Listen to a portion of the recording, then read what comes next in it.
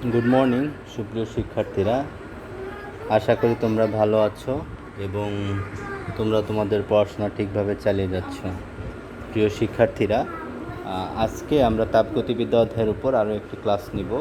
আজকেও কিছু গাণিতিক সমস্যার সমাধান করব। তো এর আগে যে সূত্রগুলো আলোচনা করা হয়েছে সেগুলো আশা করি ভালোভাবে মুখস্থ করেছো। তো ঠিক আছে, আমরা আমাদের আলোচনা শুরু করি। এখানে একটি উদ্দীপক আছে যে একটি কার্নো ইঞ্জিন যখন 27 ডিগ্রি উষ্ণতায় তাপগ্রাহকে থাকে তখন এর কর্মদক্ষতা 50% হয়। একে 60% দক্ষ করতে হলে এর উৎস তাপমাত্রার কি পরিবর্তন আনতে হবে? যদি একে এই 50-এর পরিবর্তে আমার 60% দক্ষ করতে হয়, তাহলে এর উৎস তাপমাত্রার কি পরিবর্তন, অর্থাৎ উৎস তাপমাত্রা বাড়াতে হবে না কমাতে হবে? ঠিক আছে, এই বিষয়টি আমাদের বের করতে হবে গাণিতিকভাবে। তো আমরা জানি যে গ্রাহকের তাপমাত্রাকে কী দিয়ে প্রকাশ করা হয়? T2। দক্ষতাকে কী দিয়ে প্রকাশ করা হয়? ইটা। যেহেতু দক্ষতা দুইটা দেওয়া আছে, একটা ইটা 1 আর একটা কী হবে? ইটা 2। এই তিনটি মান দেওয়া আছে আমাদেরকে।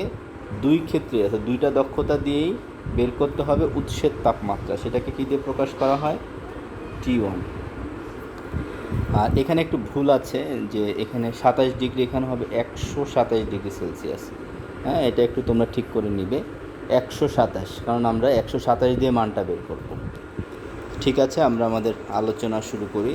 দেখো যে এখানে প্রথমে আমি কি লিখেছি, দেওয়া আছে তাপগ্রাহকের তাপমাত্রা T2 ইকুয়াল টু কত? 127 ডিগ্রি সেলসিয়াস।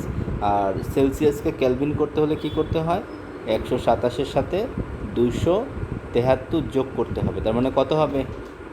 273 কেলভিন, তার মানে 400 কেলভিন। দক্ষতা ইটা ইকুয়াল টু কত আছে? 50%। 50% মানে কত? 50/100। এটা ভাগ করলে কত হবে? 0.5। আর দক্ষতা ইটা 2 ইকুয়াল টু কত? 60%, মানে 60/100। আর উৎসের তাপমাত্রার পরিবর্তন delta T equal to hot. তাহলে যে মানগুলো দেওয়া আছে, এই মানগুলোর মাধ্যমে কোন সূত্র দিয়ে তুমি উৎসের তাপমাত্রা বের করতে পারবে সেটি একটু চিন্তা করো। আর আমরা দক্ষতার খুব ভালো দুটো সূত্র জানি, যার মধ্যে একটা হলো তাপ দিয়ে আর একটা হলো তাপমাত্রা দিয়ে। তো যেহেতু এখানে আমাদের তাপমাত্রা দেওয়া আছে, তাপমাত্রা বের করতে হবে, সেহেতু আমরা দক্ষতার সাথে তাপমাত্রার যে সূত্রটি রয়েছে সেটি এখানে ব্যবহার করব। তো আমরা কি জানি? দক্ষতা আমরা জানি কি জানি? দক্ষতা ইটা 1 ইকুয়াল টু 1 মাইনাস T2/T1। এটি আমরা জানি। তো এখান থেকে বা ইটা 1-এর মান কত ছিল মনে আছে? 0.5। আর এখানে 1 মাইনাস T2-র মান ছিল কত? 400। আর T1টা বের করতে হবে। এখন আমরা কি করব? 0.5টাকে ওই পাশে নিয়ে যাব, তার মানে এই পাশে রাখবো। 400/T1 equal to 1 minus 0.5। তারপরে কি করতে হবে? বা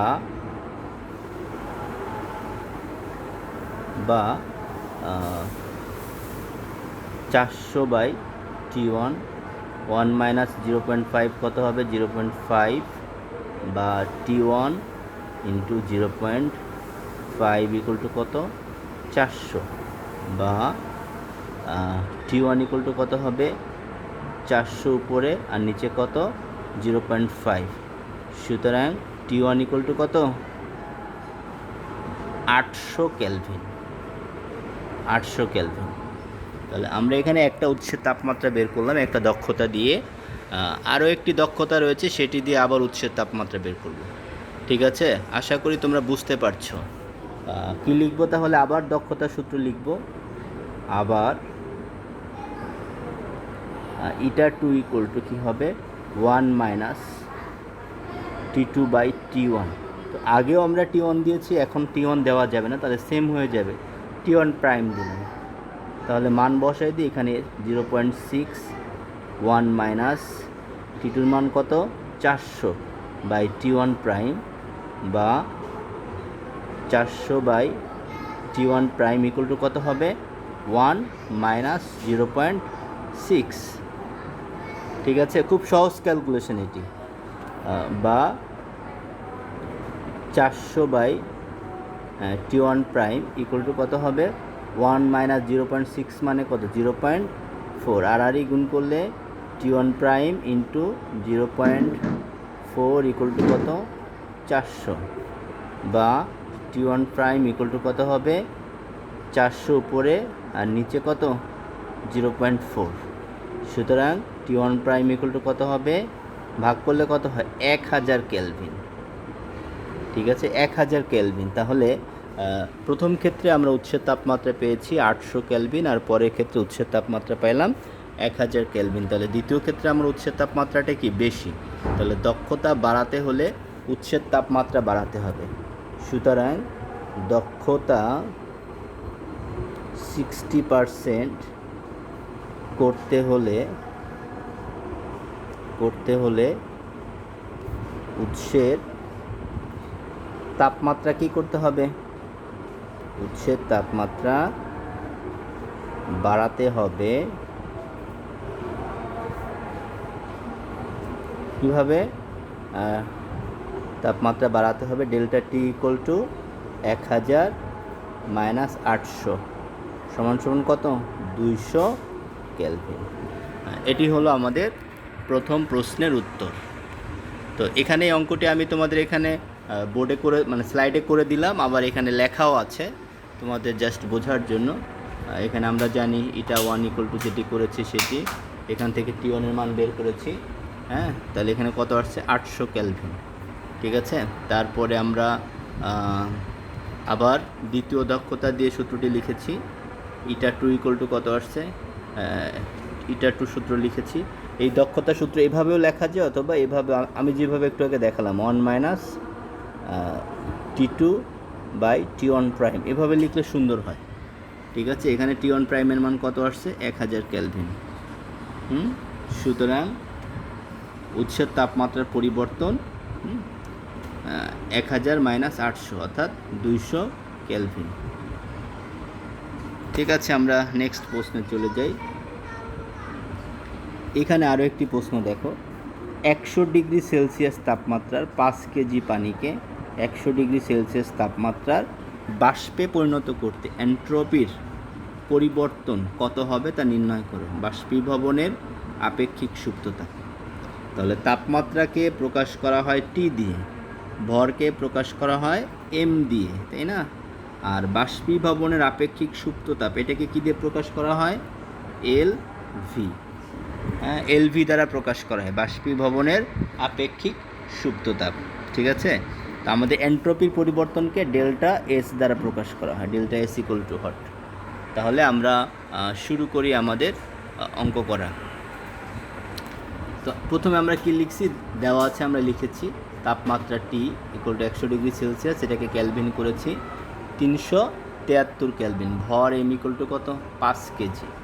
পানির বাষ্পীভবনের আপেক্ষিক সুপ্ততাপ, পানির বাষ্পীভবনের আপেক্ষিক সুপ্ততাপ L V equal to 2.26 into 10⁶ joule KG inversion. ঠিক আছে, এন্ট্রপির পরিবর্তন ডেল্টা এস ইকুয়াল টু হট। আচ্ছা, এখন তাহলে আমাদের কোন সূত্র দিয়ে করতে হবে, ডেল্টা এসের যে সূত্র আছে সেটি দিয়ে করতে হবে, তাই না? আচ্ছা, তাহলে কি লিখবো, আমাদের সূত্রটি প্রথমে আমরা লিখব যে আমরা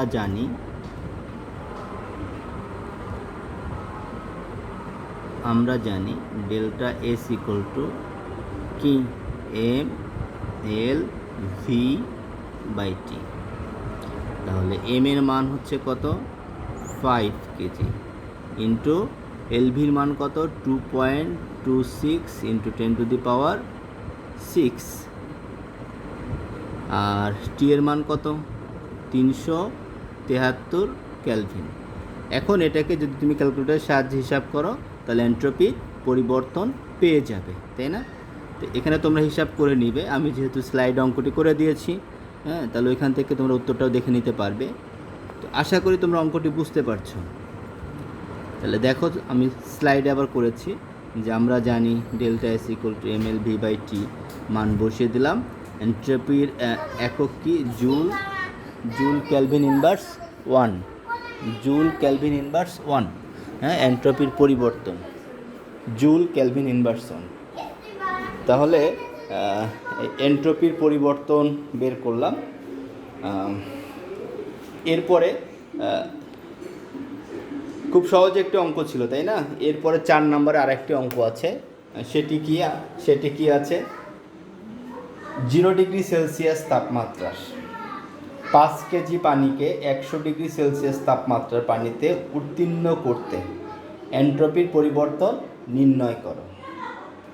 এখানে পানির আপেক্ষিক তাপ দেওয়া আছে 4200 joule KG inversion kelvin inversion, পানির আপেক্ষিক তাপ, তাই না? ঠিক আছে, আমরা লিখবো। আগে দেওয়া আছে কি কি দেওয়া আছে, মানগুলো লিখবো। এটি তাপমাত্রা T1, তারপরে এটি তাপমাত্রা কত T2, ভর দেওয়া আছে M। আচ্ছা, তারপরে এটি পানির আপেক্ষিক তাপ S ইকুয়াল টু, পানির আপেক্ষিক তাপ S ইকুয়াল টু এটা দেওয়া আছে। এন্ট্রপির পরিবর্তন বলছি কত, ডেল্টা এস ইকুয়াল টু হট। এন্ট্রপির পরিবর্তন ডেল্টা এস ইকুয়াল টু হট বের করতে হবে। দেওয়া আছে, এটা দেখো এখানে দেওয়া আছে, লেখা আছে কি কি দেওয়া আছে।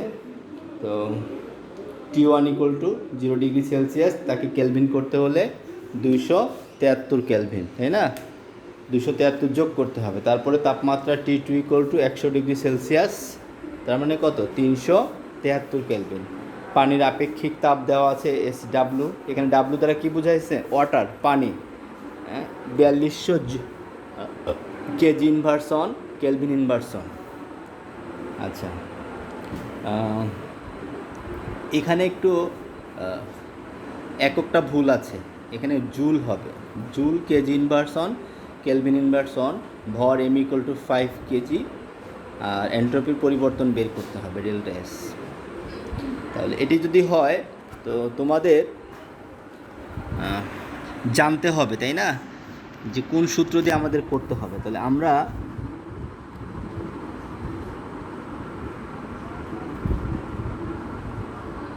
আমরা জানি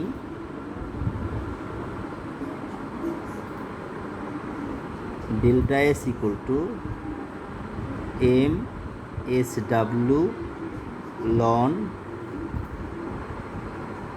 T2 বাই T1। হ্যাঁ, এখন যদি আমরা মান বসিয়ে দিই, ভর ছিল কত 5 কেজি ইন্টু পানির আপেক্ষিক তাপ 4200 ইন্টু লন T2 কত 373, তাই না? 373 আর নিচে হচ্ছে কত 273। তাহলে এটাকে হিসাব করলে যে রেজাল্ট আসবে সেটাই হলো এন্ট্রপির পরিবর্তন। আচ্ছা, তাহলে এন্ট্রপির অঙ্কগুলো খুবই গুরুত্বপূর্ণ এবং আমি এই অধ্যায়ের উপর সূত্র নিয়ে যে আলোচনাটা করেছিলাম সেখানে প্রথম ক্লাসেই এই এন্ট্রপি সূত্রগুলো লিখেছিলাম। তো এই সূত্রগুলো খুবই গুরুত্বপূর্ণ। এখন এইখানে আমরা বুঝবো কিভাবে যে এন্ট্রপির কোন সূত্র কখন হবে।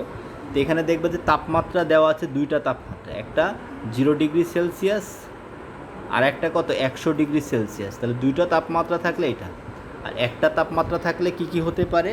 একটা হতে পারে delta S equal to MLF by T, আর একটা কি হতে পারে MLV বাই টি, বা এরকমও হতে পারে কিউ বাই টি, এন্ট্রপির পরিবর্তন। তো এখানে একটু অঙ্কটা দেখো যে করা আছে, কিভাবে করা আছে। আমরা জানি delta S equal to MSW লন T2 বাই T1, তারপরে এখানে M এর মান বসানো হয়েছে, পানির আপেক্ষিক তাপ বসানো হয়েছে। তাহলে উত্তরটা এখানে বের করা হচ্ছে কত 6554.2 জুল কেলভিন ইনভার্সন, এন্ট্রপির পরিবর্তন। আরেকটি অঙ্ক করব, তারপরে আমাদের ক্লাসটি শেষ হবে। 5 নাম্বার যে অঙ্কটি আছে, একটি কার্নো ইঞ্জিনের উৎসের তাপমাত্রা কত 400 কেলভিন। এই উষ্ণতায় উৎস থেকে এটি 840 জুল তাপ গ্রহণ করে এবং তাপগ্রাহকে 630 জুল তাপ বর্জন করে। ঠিক আছে, গ্রাহকের তাপমাত্রা কত এবং ইঞ্জিনটির কর্মদক্ষতা কত। তাহলে আমার এখানে গ্রাহকের তাপমাত্রাকে কী দিয়ে প্রকাশ করা হয়, Q2 গ্রাহকের তাপমাত্রাকে কি T2 দ্বারা প্রকাশ করা হয়, ঠিক আছে। আর উৎসের তাপমাত্রা এটা কি T1, এখানে গৃহীত তাপ এটা কি Q1, আর বর্জিত তাপ এটা কি Q2। এই মানগুলো আমরা লিখব, দেওয়া আছে, আমাদের বের করতে হবে T2। আর একটা জিনিস বের করতে হবে কর্মদক্ষতা, সেটা হলো কত, ইটা। আচ্ছা, তাহলে আমরা লিখি, এখানে দেওয়া আছে, আগে দেখো এখানে দেওয়া আছে উৎসের তাপমাত্রা T1 = 400 কেলভিন, তারপরে উৎসের তাপ মানে কি, এটা গৃহীত তাপ Q1 = 840, তারপরে হচ্ছে তাপগ্রাহকের তাপ 630 জুল, ঠিক আছে। তো গ্রাহকের তাপমাত্রা কত, এটি আমাদের বের করতে হবে। তাহলে আমরা কোন সূত্র দিয়ে বের করব, আমরা জানি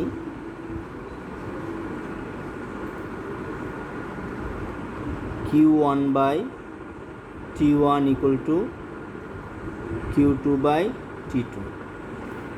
এটি হলো কার্নো ইঞ্জিনের বেলায় এই সূত্রটি প্রযোজ্য, আমরা জানি এটা। তাহলে আড়াআড়ি গুণ করলে কি হয়, বা Q1 × T2 = T1 × Q2, বা এখান থেকে যদি আমরা T2টা বের করি তাহলে কি হবে, বা T2 = নিচে যাবে Q1 আর উপরে কি T1 × Q2। মানগুলো বসিয়ে দিলে আমরা T2-র মান পেয়ে যাব। আর যদি T2-র মান পেয়ে যাই তাহলে আমরা দক্ষতা দুইটা সূত্র দিয়ে করতে পারি। আবার দক্ষতা এটা = কি হবে, 1 - T2/T1, এই সূত্র দিয়েও করা যায়, × 100%, হ্যাঁ। অথবা আরেকটা সূত্র দিয়ে করা যায় 1 - Q2/Q1 × 100%, এই সূত্র দিয়েও দক্ষতা বের করা যাবে। আচ্ছা, তাহলে দেখো তোমাদের এখানে করে দেওয়া আছে অঙ্কটি। উৎসের তাপমাত্রা T1 400 কেলভিন, তারপরে হচ্ছে উৎসের তাপগ্রাহকের তাপ আর তাপগ্রাহকের তাপমাত্রা।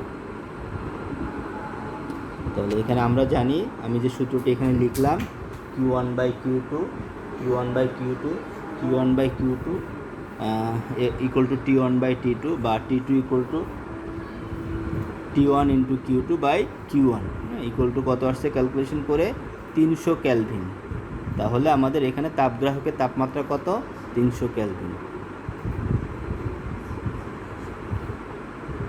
আবার এখানে কর্মদক্ষতা বের করতে হবে। আমি আগেই বলেছি দক্ষতার সূত্র এভাবেও লেখা যায়, অথবা 1 - T2/T1, ঠিক আছে, এভাবেও লেখা যায়, × 100%, এভাবেও লেখা যায়। তো এখানে তাপগ্রাহকের তাপমাত্রা 300 কেলভিন আর কর্মদক্ষতা কত, 25%। তো এই হলো আমাদের আজকের আলোচনা। সুপ্রিয় শিক্ষার্থীরা, আমরা আবার এই অধ্যায়ের উপর আমার মনে হয় থিওরি ক্লাস যেটা নেওয়ার সেটি শেষ হয়ে গেল, আমরা নতুন অধ্যায় শুরু করব। আর সম্ভব হইলে আর একটা ক্লাস সৃজনশীল প্রশ্নের উপর আরও একটি ক্লাস নিব এই অধ্যায়ের উপর। তারপরে আমরা এরপরে যে অধ্যায় রয়েছে স্থির তড়িৎ, এই অধ্যায় নিয়ে আলোচনা করব। তো একটি অধ্যায় শেষ হয়ে গেল দ্বিতীয় পত্রের। তোমরা জানো যারা প্রথম বর্ষের শিক্ষার্থী তাদের তোমার প্রথম পত্র এবং দ্বিতীয় পত্র দুটিই পড়তে হবে, তাই না? তো সেই জন্য আমরা প্রথম পত্রের কিছু অধ্যায় শেষ করেছি, এখন আবার দ্বিতীয় পত্রের একটি অধ্যায় শেষ করলাম, আরেকটি অধ্যায় শেষ করে আবার হয়তো আমরা প্রথম পত্রে চলে যাব। তো তোমরা তোমাদের পড়াশোনা কোনোভাবেই বন্ধ রাখবে না, চালিয়ে যাবে। তোমরা জানো যে আমাদের পরীক্ষা অবশ্যই হবে, তো সেই জন্যে তোমরা সময় নষ্ট করবে না। সবাই সুস্থ থাকো, ভালো থাকো, ধন্যবাদ সবাইকে।